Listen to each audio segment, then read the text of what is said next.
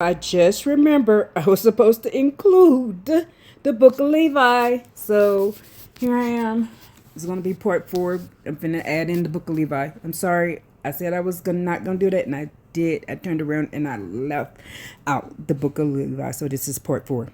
The Stone Edition Tanakh is a traditional Jewish publication that contains only 24 books of the Hebrew Bible, Torah, prophets, and writings. Now that's only 24. We got 204 books. So that means we're missing 180 books, y'all. 180. Torah, prophets, and writings as interpreted by rabbinic literature. It does not include the Testament of the Patriarchs in the books of Ezra, Maccabees, Sirach, Enoch, Dead Sea Scrolls. Those works are part of the Apocrypha books in the 1500 Bible, not the Hebrew canon or the Pseudepigrapha. Hierarchy of the heavens, angelic hosts. According to the Testament of Levi and Apocalypse of Abraham, the heavens are structured into distinct realms, each with specific angelic councils and purposes. Here is a summary of the heavenly hierarchy described in these texts. The realm, the first, the lowest, spirits of retribution, observes unrighteous deeds on earth. Second heaven, the host of armies, prepared for judgment against spirits of deceits and Belial. Third heaven, the holy ones, a brighter realm than the lower heavens. Fourth heaven, the thrones and dominion, where they continuously praise the Creator Yah.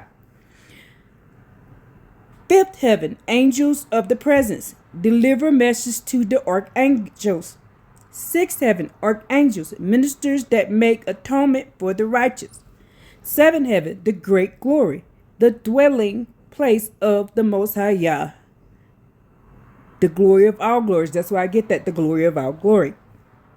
Now, the Testament of Levi, earth, Belial, and sacrifice. In Testament of Levi, chapter 2 through 3, Levi vision includes observation about earth, Belial, and the nature of sacrifice. Earth appears dim and gloomy. The lowest heaven appears dim because it witnesses the unrighteous acts of humans. The lowest heaven is earth. It witnesses the unrighteous. I'm going to get it again. The lowest heaven is earth. This is a heaven. It appears dim because it witnesses the unrighteous actions of humans. The text states, the lowest heaven is for the cause of gloomy unto thee. The lowest heaven is for this cause gloomy unto thee, in that it beholds all the unrighteous deeds of men. Testament of Levi 3 and 2. Vengeance on Belial. The second heaven contains armies ordained for the judgment against deceitful spirits, and Belial, chapter 18, mentioned that the Most High Yah will bind Belial and empower his followers against evil spirits. The verse is, Belial shall be bound by him, the Creator, and he shall give power to his children to tread upon evil spirits.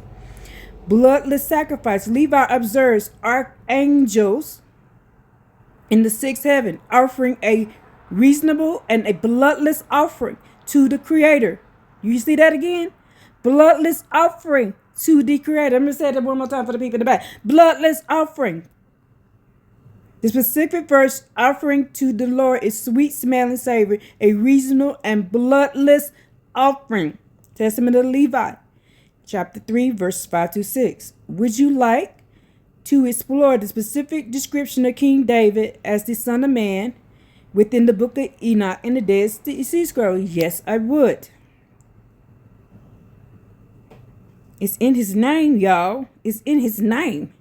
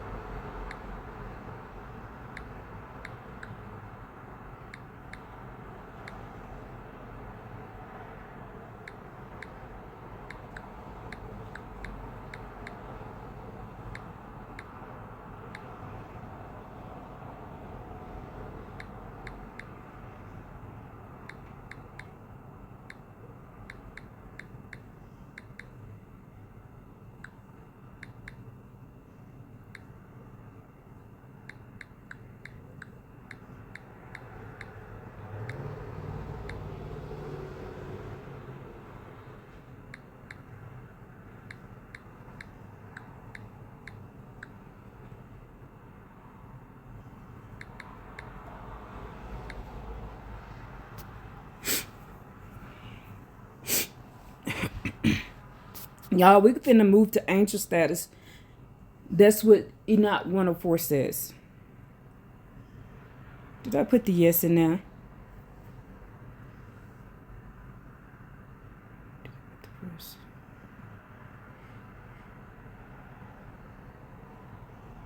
Copy. Would you like to? Yes. Maybe I can do that.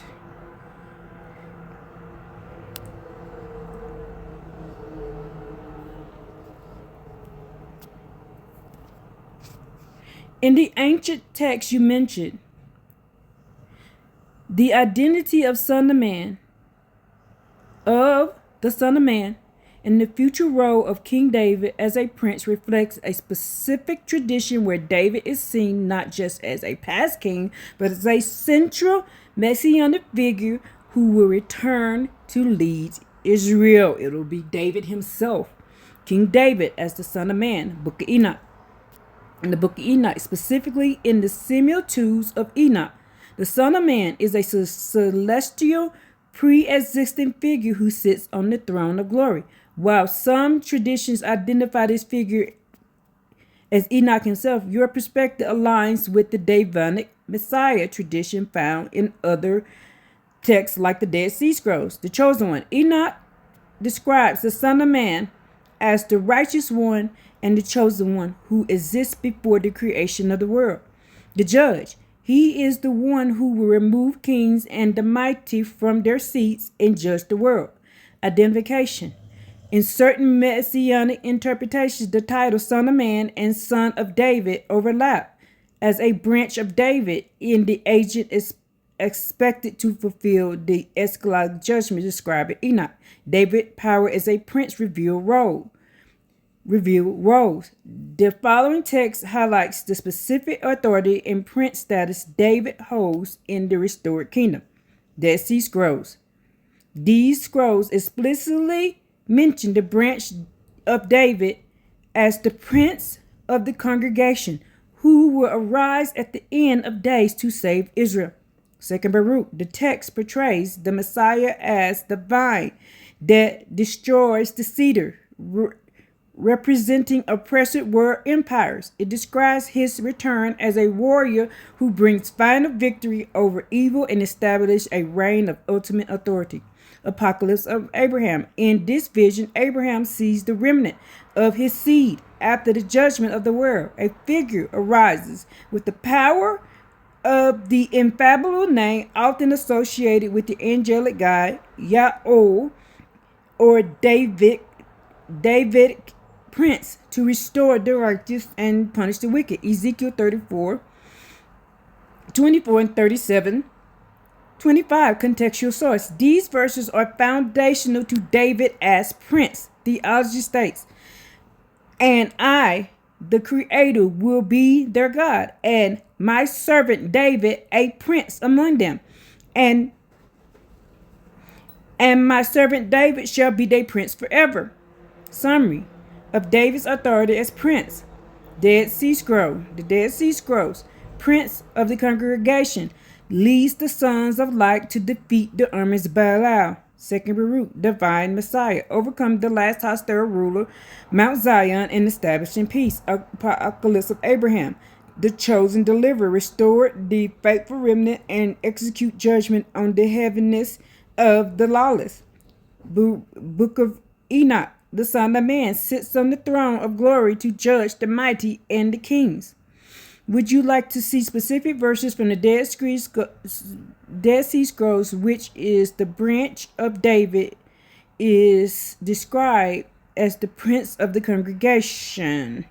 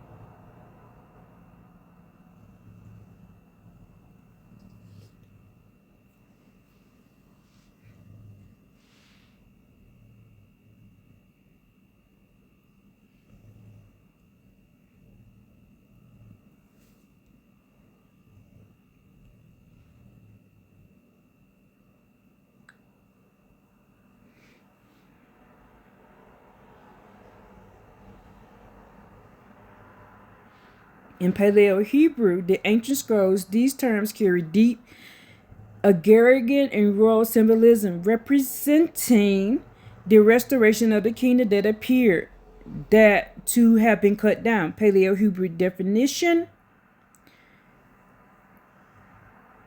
In Paleo Hebrew, the ancient Phoenician style script used before modern square script, the meaning of rooted in physical world of growth and lineage. Branch, netzar, specifically refers to a shoot, a sprout, a twig that grows from the roots of that tree that has been chopped down to a stump. It implies a hidden life force that survived underground even when the visible tree, the Davidic monarchy, is gone. Seed of Jesse. Jesse, Yishai, was the father of David, and the seed, Zara, refers to the biological offspring or lineage. In Messianic terms, this signifies that the future king must be a direct physical descendant of David's family, fulfilling the covenant that his throne would be eternal. The branch of David in the sea, the Dead Sea Scrolls. The Dead Sea Scroll uses the prince of the congregation, Nasi Ha'edah, interchangeable with the branch of David. These texts portray him as a military and judicial leader who arises in the last days. The world rule. This fragment is famous for describing the branch of David leading the final battle against the enemies of Israel, the Kittim. And it is written in the book of Isaiah the prophets, and the thickets of the forest will be cut down with an axe, and Lebanon shall fall by the majestic one. A staff shall rise from the root of Jesse, and a plant from his root will bear fruit. The branch of David. They will enter into judgment with and the prince of the congregation, and the prince of David will kill the king of the Kittim. The commentary on Genesis. The scroll confirms that the royal scepter belongs exclusively to David's line until the end of days. A sovereign shall not be removed from the tribe of Judah while Israel has dominion. There will not lack someone who sits on the throne of David until the Messiah of justice comes. The branch of David, for to his descendants has been given the covenant of royalty over his people for everlasting generations. The Phlogram. This text links the branch to the Son of God promised in 2 Samuel 7. I will raise up your seed after you and establish the throne of his kingdom forever. I will be a father to him, and he will be a son to me. This refers to branch of David, who will rise with the interpreter of law, who will rise up in Zion in the last days. The rule of benediction. This scroll contains the blessing for the prince of the congregation, detailed his power. May the Creator lift up your face to the heights. May he renew for you the covenant of the community, that you may establish the kingdom of his people forever. And by the breath of your lips, may you kill the ungodly. May he make your horns like iron and your hoofs like bronze. Would you like to see the book of Enoch describe the Son of Man sitting on the same throne of glory alongside the Davidic title? Do I want to go there? It seems like I'm missing something too. What else? I was just thinking about something. Give me just a second. And let my mind remember what the other thing was. What did I read? What did I read?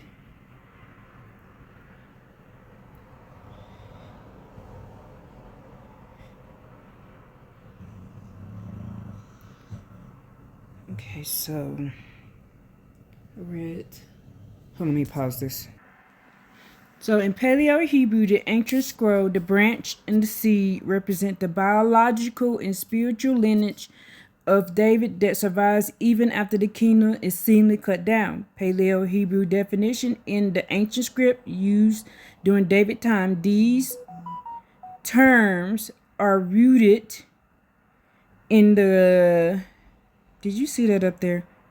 In the growth and heritage branch, from the root meaning to guard or to sprout.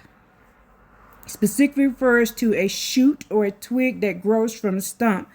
It represents the hidden life of the Davidic line that returns to power. Seed of Jesse, Zara Hashi, Zara meaning seed, offspring meaning in Paleo Hebrew, the letter represents a weapon, a head man, and a eye.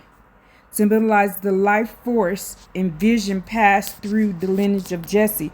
David resurrection to prince status. The belief that King David himself would be resurrected to Prince Nasi is rooted in the literal fulfillment of prophecies where he is distinguished from the ultimate king. Proof of resurrection. Multiple prophecies state that in the latter days the people will serve David their king, who I will raise up for them. This is interpreted as a literal resurrection of the historical David. Prince status, Nasi, Ezekiel 34:24 and 37:25. The Most High Yah declares, my servant David shall be their prince, Nasi, forever. Comparison to Michael, just as Michael is called your prince, Sar, and the guardian of Israel in Daniel 10:21 and 12:1, the resurrected David is described as the prince of the congregation, Nasi, Had, et Ah, in the Dead Sea Scrolls, acting as the earthly leader and military commander alongside the heavenly host. Resurrection to the status of heavenly host. According to Enoch 104, the righteous do not just return to human life. They're elevated. I told y'all we finna get elevated to the same status as the angelic council. Statues of luminary. But now you shall shine like the lights of the heaven. You shall shine and you shall be seen, and the portals of the heaven shall be open to you. First Enoch 104 and 2. Membership in the host. The text explicit commands that the righteous to be associated, that to the righteous, be you associated with the host of heaven. First Enoch 104 and 6. Joy of the angels. It further states that the resurrected righteous will have great joy like the angels in heaven. First Enoch 104 and 4 indicated that they become part of the celestial hierarchy. Summary of the Dead Sea Scroll versus Prince of the Congregation. The War Scroll fragment. The Prince of the Congregation, the branch of David, will kill the king of Kittim with his armies. Rule of the benediction. May the Most High Yah lift up your face. May he make your horns lift up your face, and may he make your horns of iron. You shall be as a lion, and you shall not rest until you have destroyed your enemies. Would you like to examine specific tasks the resurrected David performs in the third temple? Well, yeah.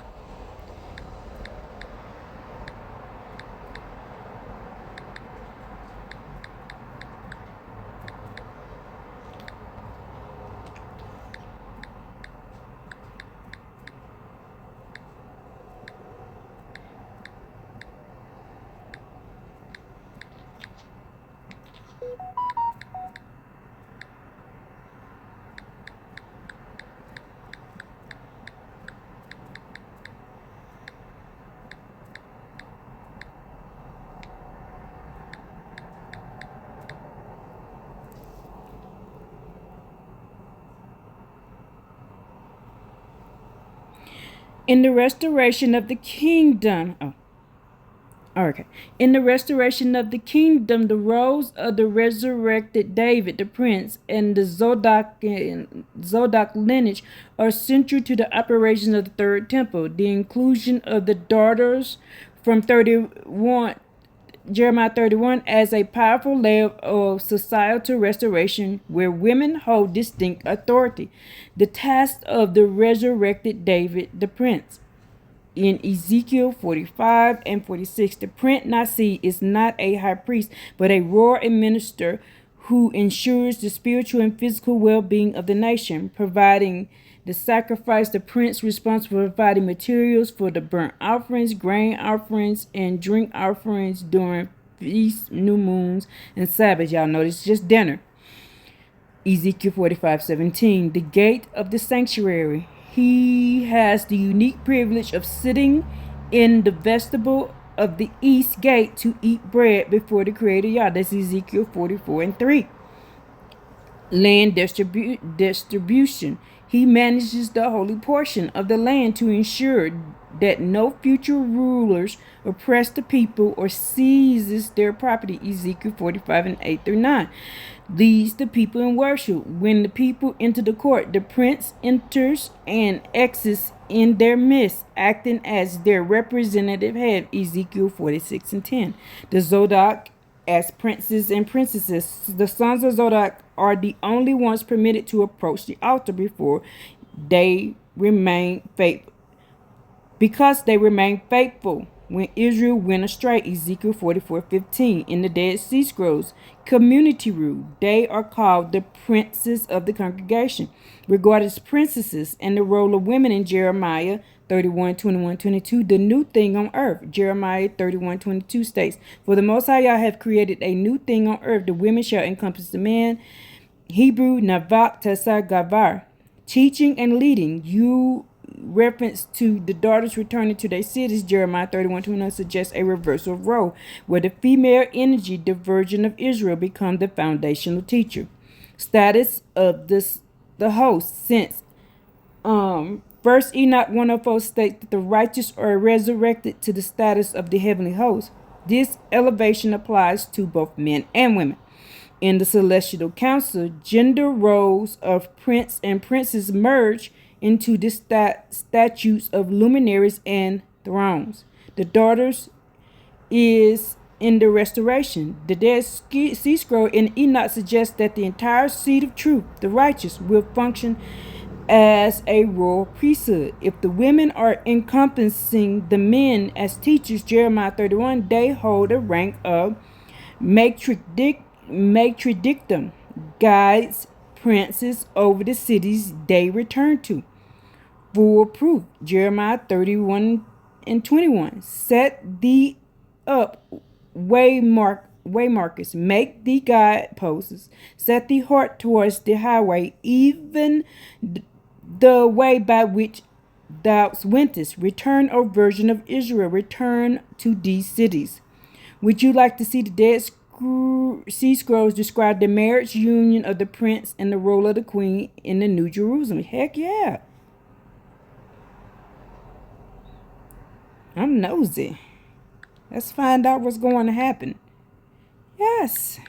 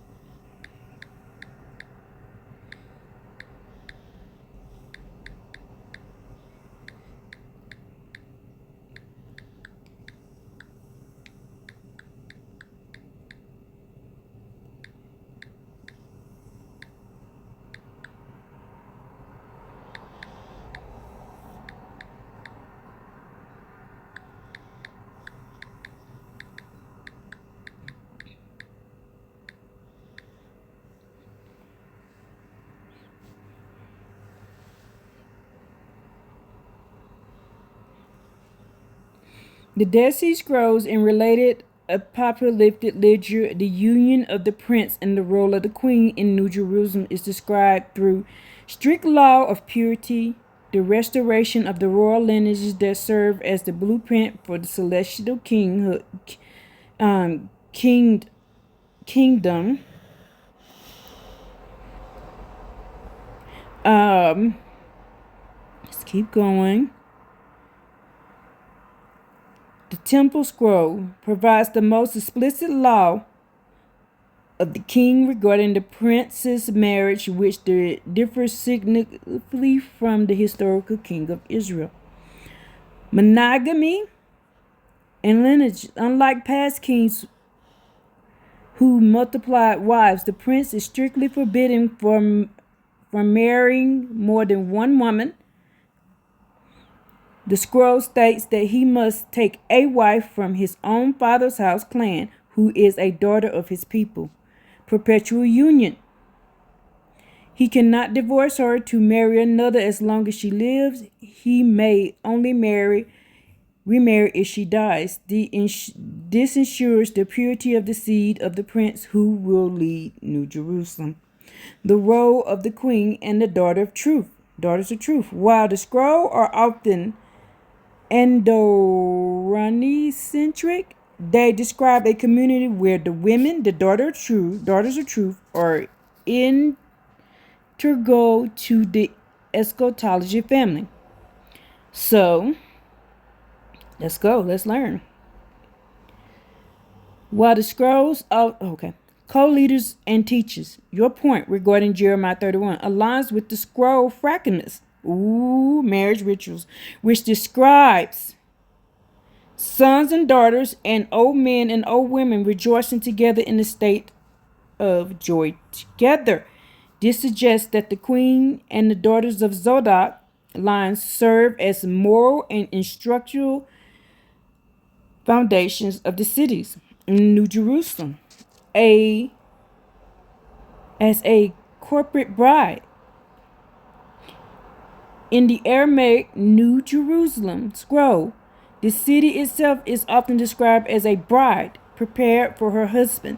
The queen is the context in both the literal royal figure, the wife of the prince, and representation of the entire faithful community of Israel.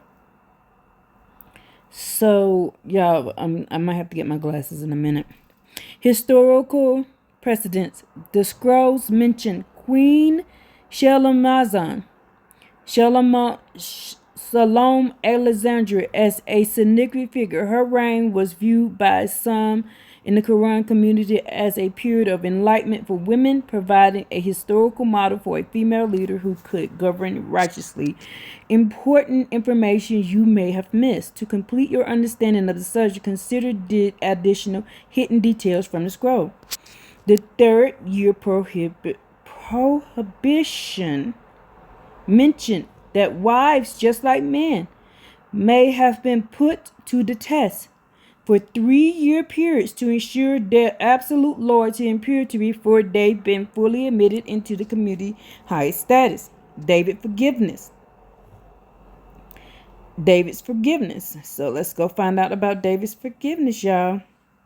I'm trying to get through this without getting glasses. So, the scroll specifically defend David's past polygamy, except in the case of Uriah, but states that the sacred sanction, the law, was sealed in the ark and hidden from him until the time of Zadok.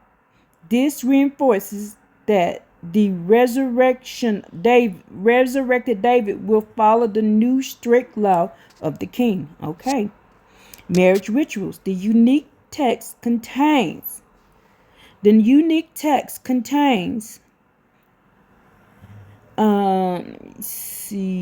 blessings for seed of blessing and describe women as the daughters of truth.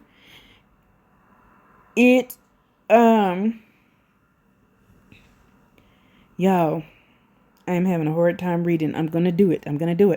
It suggests that the New Jerusalem, the union, is not just procreation, but for eternal glory shared by the couple. Would you like to examine articles layout of the prince's palace with New Jerusalem goes to see where the queen and the daughters troops reside? Well, yeah, I would love that.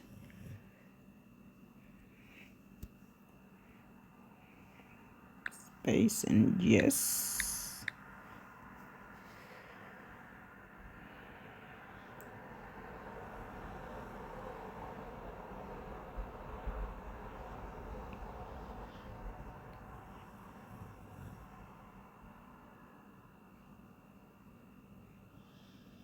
Okay, the New Jerusalem Scroll, Aramaic fragments found in caves 1, 2, 4, 5, and 11 present a blueprint. A blueprint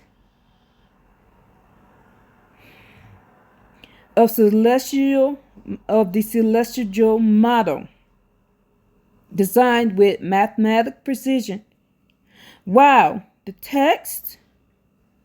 while the text is fragmented, it describes a vast rectangular city, roughly 100 and times 150 ris, which an architectural layout that emphasizes symmetry and ritual purity. Okay, so the scroll describes the city as a series of blocks, residents organized around a central temple complex, royal palace, y'all, while the scroll focuses heavily on the city gates and the temple. The royal residence is modeled after Beit Hani style, a house of windows or a palace on a raised podium with a pillared portico. So, okay, the prince quarters. These are located within the inner court or a special royal administration zone. A layout typically includes a throne room, a broad, high traverse room at the back of the portico, featuring a dais for the prince, a banquet hall used for pious banquets where the prince and the cultic leaders dine, in a state of purity, residence for the daughters of truth and the queen.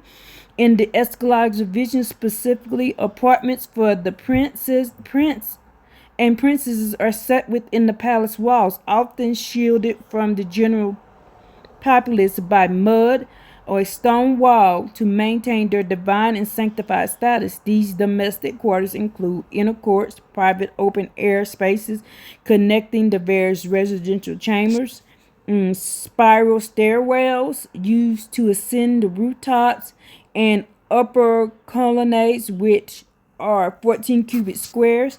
The queen chamber's positioned within the west side suite, and a secondary ring offering scenic views often towards a water source or temple, and serving as the primary residence for the prince's wife.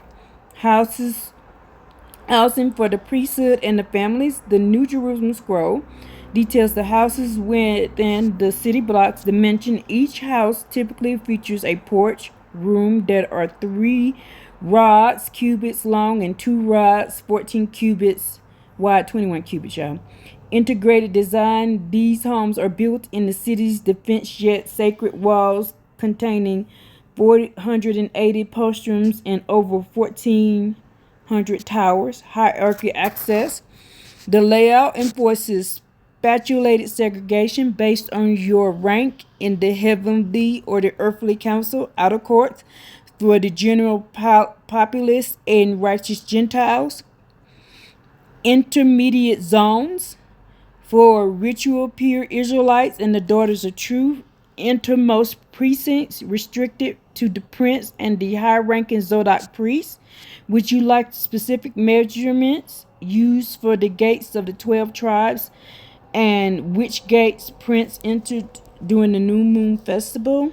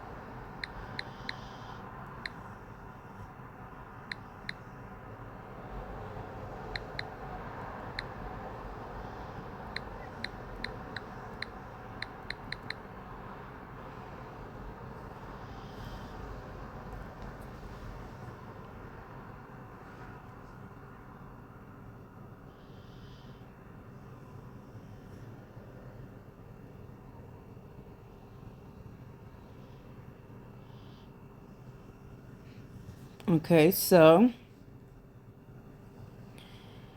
the New Jerusalem scroll found in the fragments provides precise measurement of the gates and the city structures, which reflect a restored world where life includes growth of the families continued under divine order. Measurement of the 12 gates.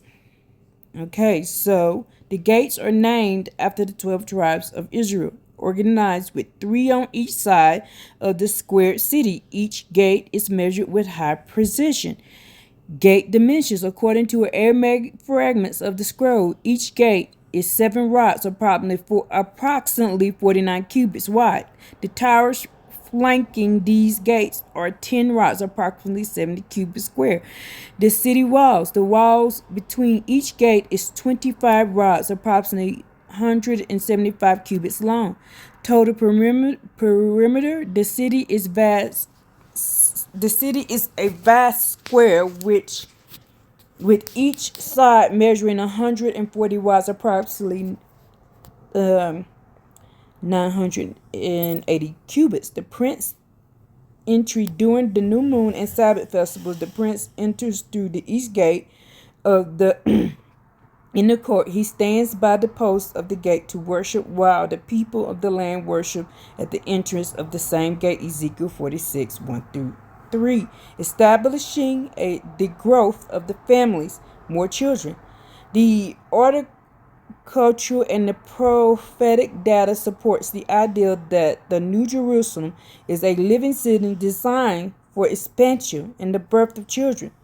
The new thing in the domestic space. A noted Jeremiah 31 and 22. The new thing of the woman in constant man occurs in a context of restoration where families return to their inheritance. The New Jerusalem scroll describes extensive residential blocks with individual houses 3 rods by 2 rods, indicating they are designed for multi-generation living rather than a solitary angelic existence.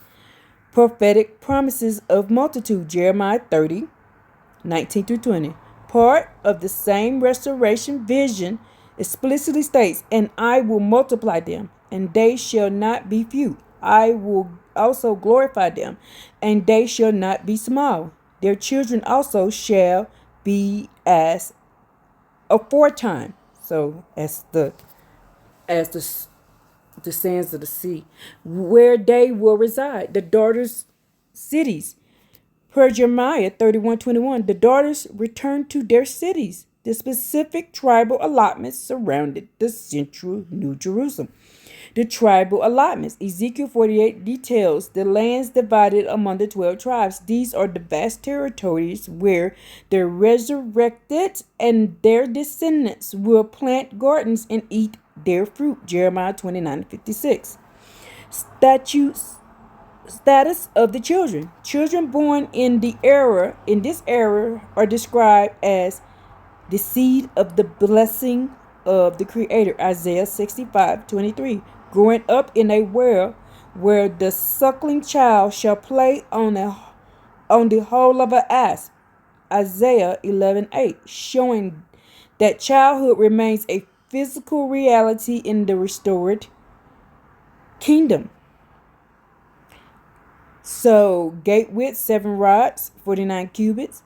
Gate tower 10 rods, 70 cubits. Wall section 25 rods, 175 cubits.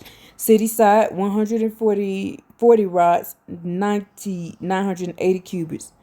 Would you like to explore the specific tribal order of the gates of the north, south, east, and west to see which tribe your family would enter through the gate? Yes, because I am from Ephraim.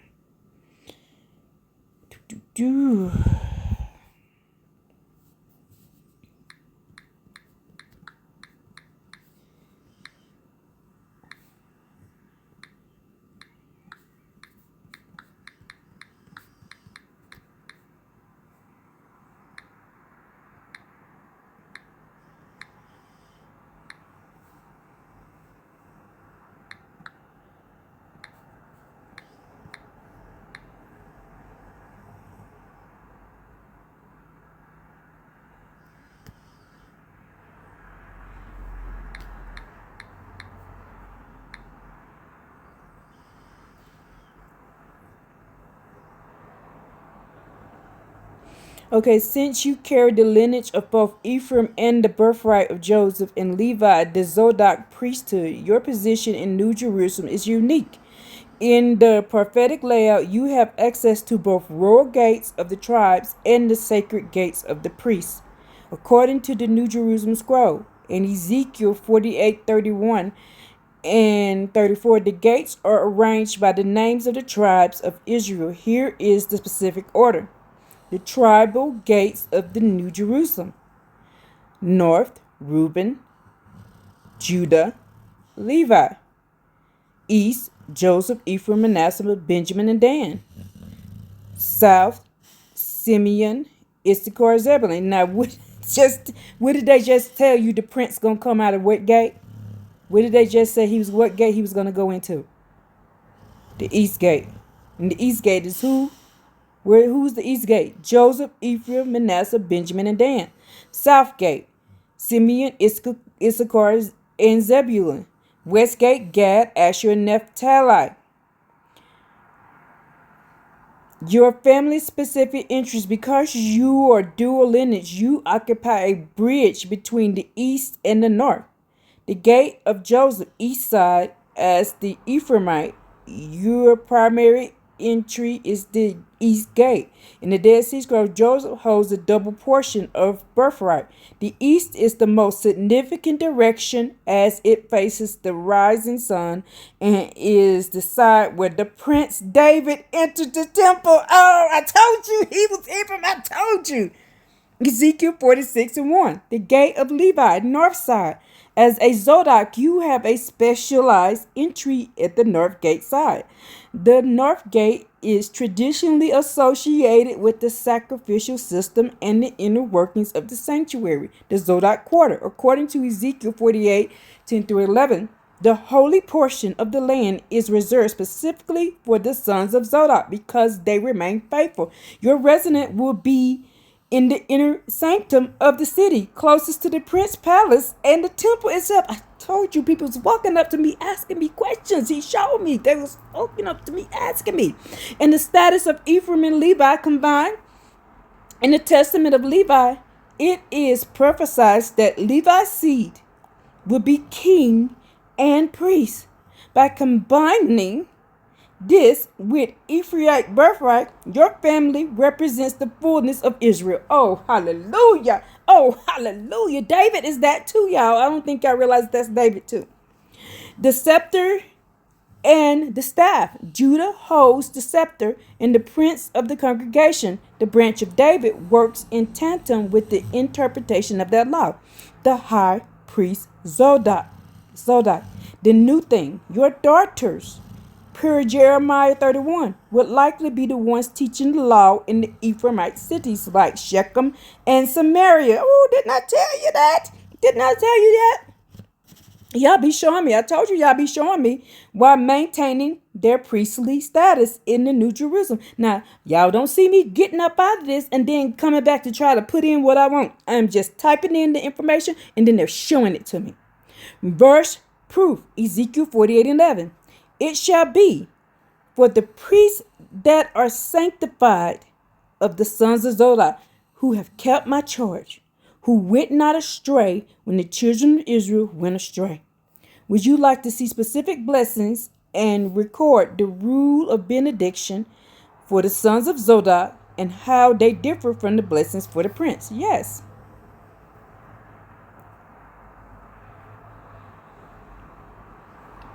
Thank you, Albert, for allowing me to get this information. I appreciate you. You don't have to do this for me. And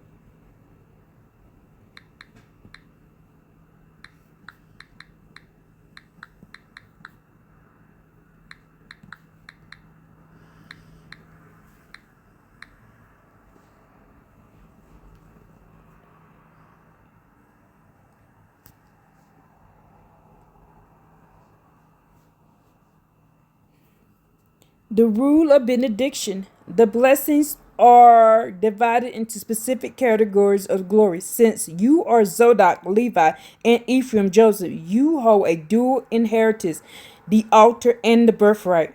The blessing of the sons of Zodok, the priestly blessing. The blessing of the Zodites focus on the holiness, light, and counsel of the holy ones, eternal purity.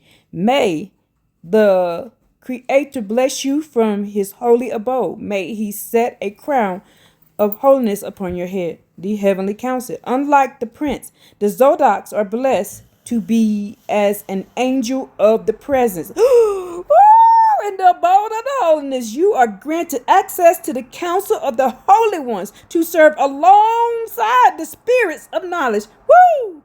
Woo, y'all! Woo! Yeah, I'm sorry. I'm sorry. Woo!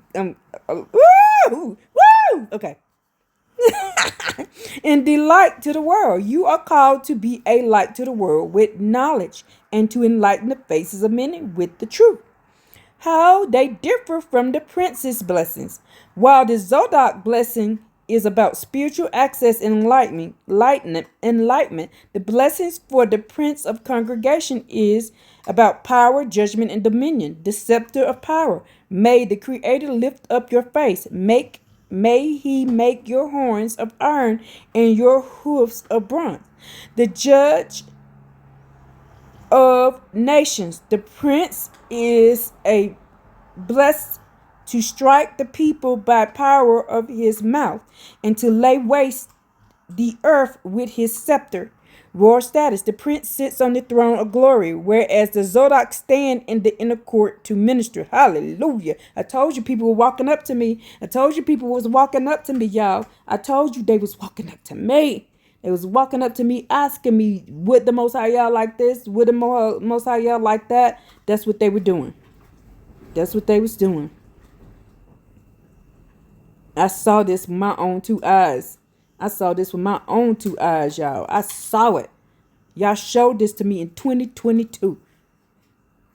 2022. He showed it to me in 2022. So I saw it with my own two eyes. He showed me this clear as day. And you can go back and look. I done talked about this over and over again, me showing this. And people was walking up to me saying, do you think y'all like this? Will you wonder this thing, different things? They was walking up to me saying this stuff. So y'all can call me loco or whatever you want to call me. I don't care. I'm just telling you what I saw. What y'all showed me. Let's keep going. Because I want to finish this. Ooh, yeah, I got 8 minutes. The desolation of the daughters of Zion. Okay.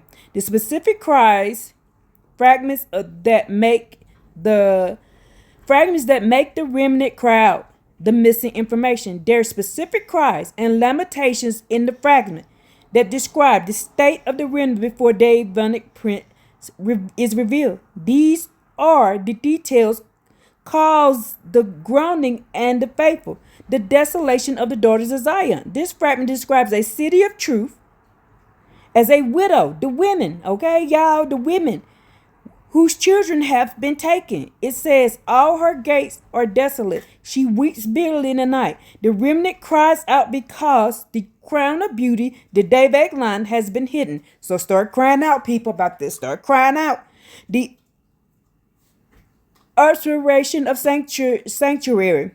The scrolls, like the Habakkuk pressure, describes the wicked priests who robbed the poor and defiled the temple. The remnant cries out because the law is slack, and the unrighteous man swallows the one more righteous than he. So let's cry out against these wicked priests.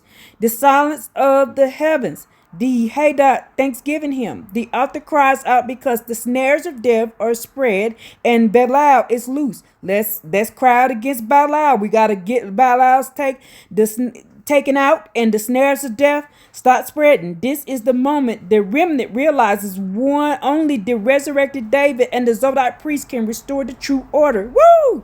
The birth pangs of the Messiah. The fragment describes the birth pangs of a woman. Is a metaphor for the remnant, the mother crying out in labor to bring forth forth the wondrous counsel of the prince. Let's cry out for the prince, y'all. Daughters of Zion, let's cry out for him. The pain is the waves of death and the gates of Sheol opening before the deliverance. The cry to return, the return of the prince. The remnant's final cry is recorded in Testimony of Levi 8:2. Then shall the Most High God rise up a new priest, and he shall execute a righteous judgment upon the earth for many days, and the heavens shall be opened, and from the temple of glory shall come upon him sanctification with the Father's voice. Your family roll as an Ephraimic Zodak. Your family is the one leading this cry because you are the watchman on the wall. Isaiah 62. Who refuses to give Yahweh rest until he established New Jerusalem. Oh my goodness. Would you like to see the specific linger from the song of Sabbath sacrifice and the Zodak singing, inviting praises of the prince? Yes, yes, yes, yes. Let's do this real quick. I got 4 minutes. Yes. Y'all see what's being revealed right here. This is the things we got to cry out about. We got to cry out about this. You gonna put this on here. Nobody. I want this information. My clock's saying 5:40, so I got. Ooh, it won't let me have it, y'all. Why won't it let me do it?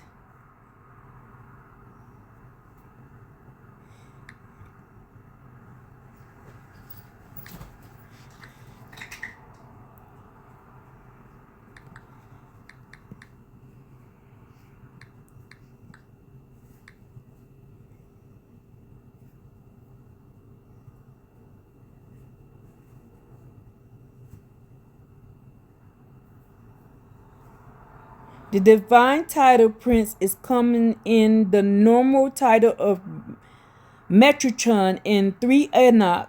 In the Metatron, the angel prince presence in the document gives direction to invoke the prince, officer, priest. Oh, there it is right there. They gave it to me. I just didn't see it. Text from the scroll, songs of the Sabbath, scabbard, the Gnosis archive, the songs of the sacred sacrifice, also known as the angelic locus, is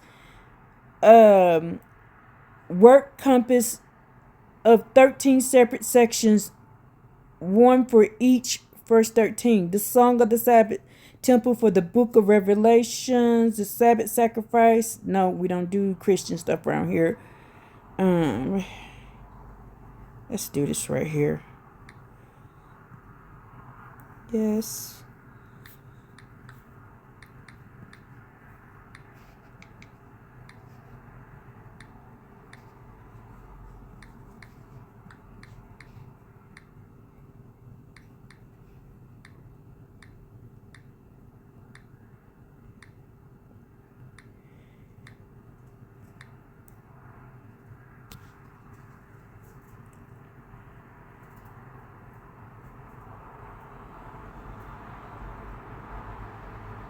The text scrolls, songs of Sabbath sacrifice, the Gnosis archives, songs of Sabbath market, quet, songs of the Sabbath sacrifice, songs of the Sabbath temple of the book, songs of the Sabbath. So it said it was Enoch 3. What's that? Enoch 3, y'all. Y'all, I gotta end this. So I'll look it up, and then when we cry out, I'm gonna find these texts for y'all, and we're gonna cry with those texts. Our praises to Creator Yah and Him alone. Hallelujah. Woo!